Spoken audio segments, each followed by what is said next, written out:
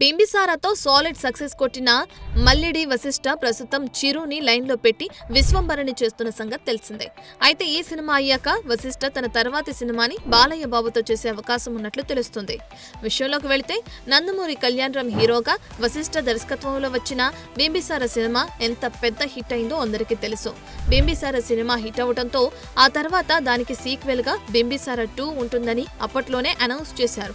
కానీ కొన్ని కారణాల వల్ల ఆ మూవీ ఇప్పటికీ సెట్స్ పైకి వెళ్ళలేదు.